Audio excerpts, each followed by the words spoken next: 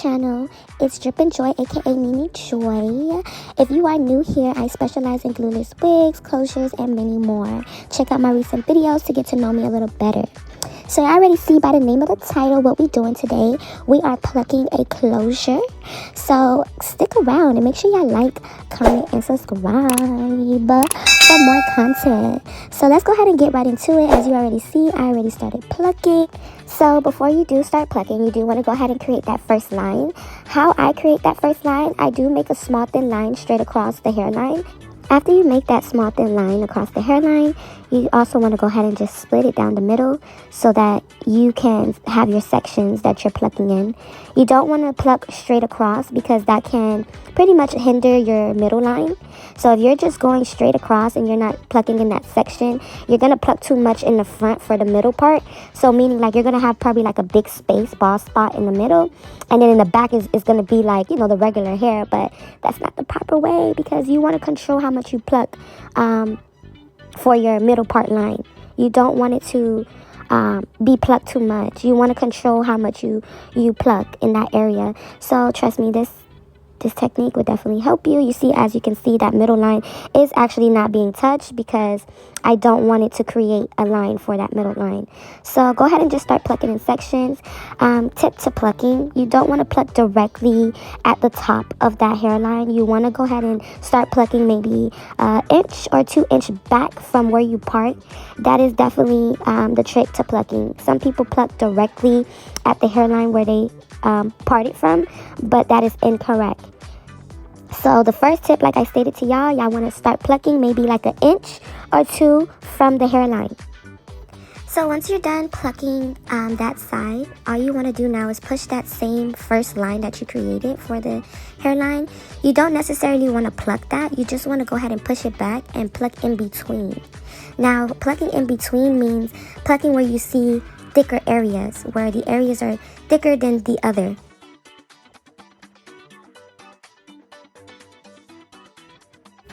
Tip 2 to plucking. You never want to stay in that area for too long. You definitely want to stay in that area for less than 2 seconds. Because the reason why I say that, you're going to do one line straight going across, and then you're going to go back and go ahead and repluck that same line. So you never want to stay in a line for too long because that's how you create those deep bald parts where you can't bring back. Because when you're plucking, you are creating like bald spots throughout the lace, but the way how you're creating the bald spots is controlled. It's controlled by creating a hairline. Now if you're not controlling your bald spots, what you're making, you're just going to be making bald spots everywhere, and it's not going to even look like a hairline. So make sure that when you're plucking in sections, you're plucking in a certain direction, because that would definitely determine how your hairline looks after you finish plucking it. So just please keep in mind to make sure that you're not staying too long in that section.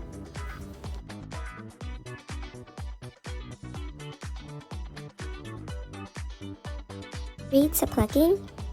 As I was saying before, your sections and your directions of how you pluck is very important. If you're plucking in a slanted way, like say, hey, you're trying to do maybe a side part.